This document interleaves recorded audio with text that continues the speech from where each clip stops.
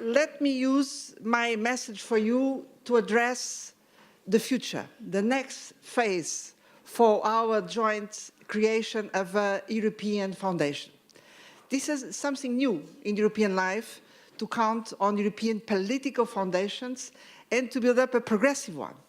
This is our common task. I believe that FEPS must be a kind of central hub of a very large network involving many partners across Europe and beyond. And our network should work together in such a way that we inspire progressive forces all over. This is a very challenging task. And I'm assuming that we have basically three big missions. One is to develop a long-term vision for the future, a progressive, inspiring one. The second is to translate these into concrete policy solutions to address our citizens' concerns. And then, at the same time, this is our third mission, we need to renew what is social democracy, socialism, but also progressive approaches. And in fact, we know that these three missions are completely intertwined. We need to undertake them at the same time. Let me start by asking, when it comes to the renewal of social democracy, socialism, a progressive approach, let me ask you, is there a problem with our fundamental values? And let me tell you, I don't think so. Our NDA remains completely relevant. If we think about the basic values, freedom, equality, fairness, this unique combination remains a central reference for, I believe, humankind. And the way we articulate this, because we are the ones saying in order to have real freedom, we need to have equality. In order to have real equality, we need to have fairness. And we elaborate on the values in their particular historical context. This is what is specific to the progressive approach. So this remains valid. Therefore, we can ask, where is the problem? Well, I believe the problem is not with the values. The problem is about our capacity to update our political agenda and to turn this into real action to change reality. And for this, we need to make a lot of joint work and to build new European and political tools. But starting with a foundation. Yes, a progressive foundation with the European dimension can make a difference, working with all the other national foundations. And we must be able to make this difference when addressing the new challenges and updating our agenda. Franz and Sergei already mentioned some of them. Let me start, of course, with sustainability. And for us, progressive, sustainability is not only a problem of dealing with the scarcity of resources or the climate change, is basically a problem of social fairness between countries in the planet and between generations. And we are aware that in order to really cope with these, we need to undertake a paradigm shift, move to a new development model based on these new concepts around circular economy, low carbon economy, and the big change in the way we consume, we produce, and we move ourselves. This is the first appeal for our political imagination. But then we have a second challenge, which is the new phase of the digital revolution.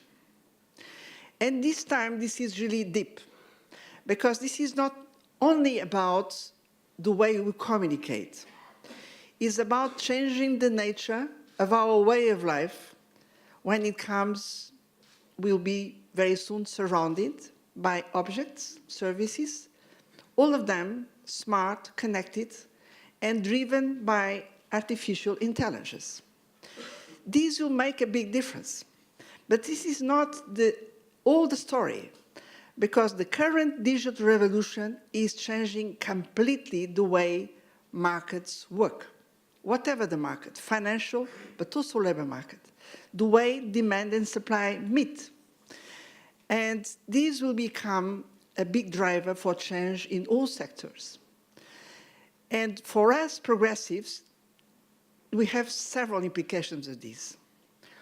The first one is about social inequalities, because yes, new social inequalities are emerging because of this digital revolution, and we need to cope with this by reinventing welfare state, with a big concern with education, lifelong learning all over the life cycle, but also reinventing social protection all over the life cycle. And I really believe that the European Social Pillar was a good start for this, but this is just a start. The second implication for us progressives is tax policy, because we need to tax added value where added value is being created. And now we are dealing with a new shape of capitalism, which is, let's say, a digital capitalism. A new added value is creating there. Is there real? Is digital, is virtual, but is real as all the other reality we know about. So we need to update the way we use tax policy to provide common public goods. And this is, again, a big transformation in the sense of Polanyi. Polanyi described, very famous actor, great transformation, the moment where with the first Industrial Revolution, people have lost, here in Europe, the main reference, which was land, a connection to a particular plot of land.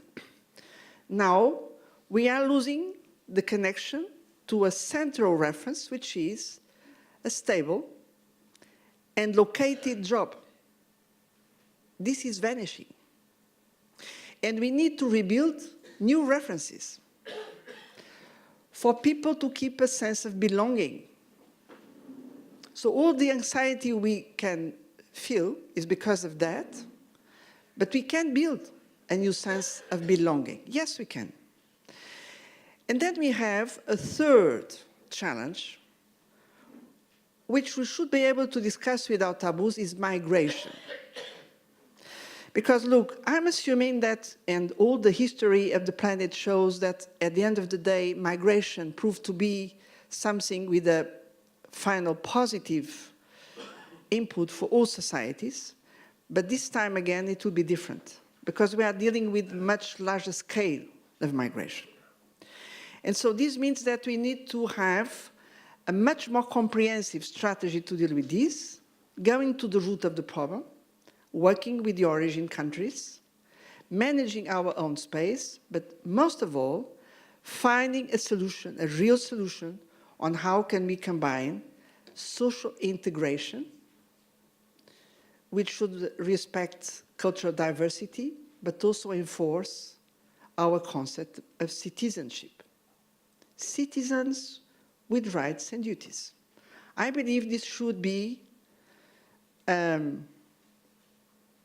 overheading the concern with respecting cultural diversity. But I know what I'm just saying now is controversial.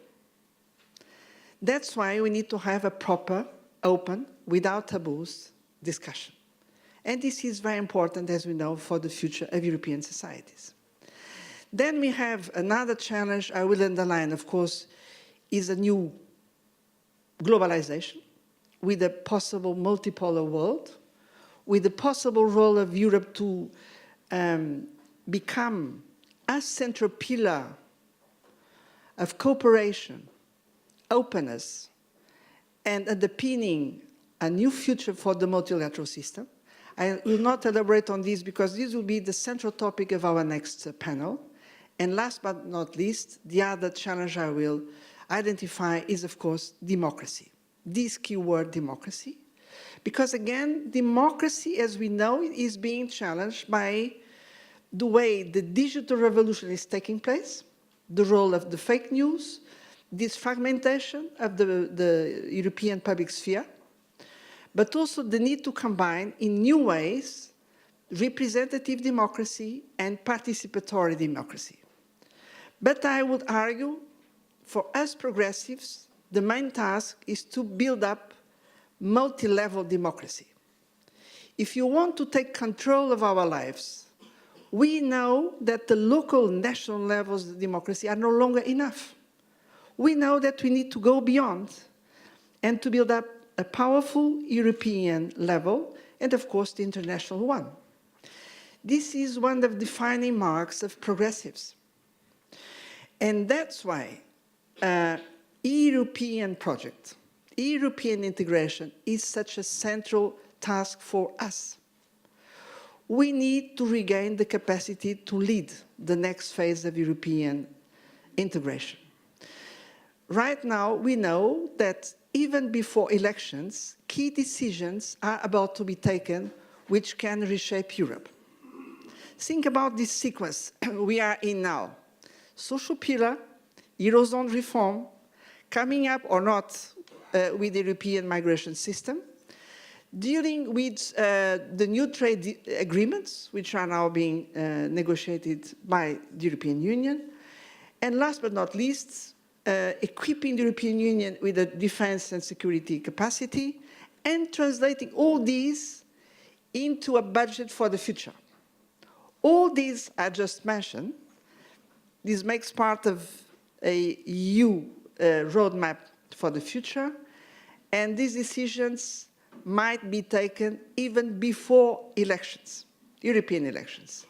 So we progressives, we need to be active about this, shaping these decisions. And that's why I would say FEPS will play a role.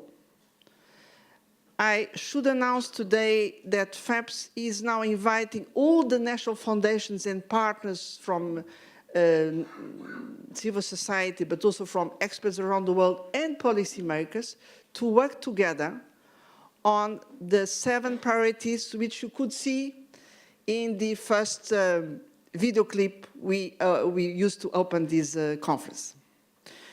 So all of you, you are invited to come. We will launch these initiatives to shape the key decisions being taken now, but also to pave the way for a new phase of the European integration. And I very much hope that we progressives, we are able and we organize ourselves to take the lead of this next phase of the European project. So I count on all of you for this. Thank you very much.